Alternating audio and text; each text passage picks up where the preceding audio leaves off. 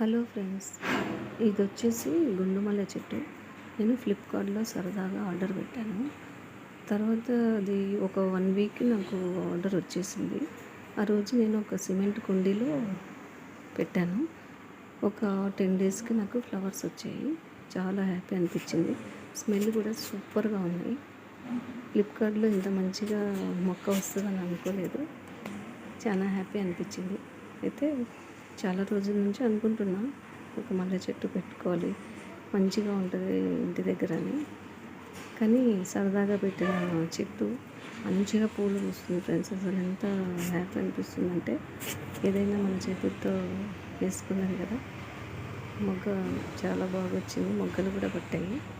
Flowers కూడా 10 డేస్కి ఒకసారి ఒక 5, 6, 7 వస్తున్నాయి.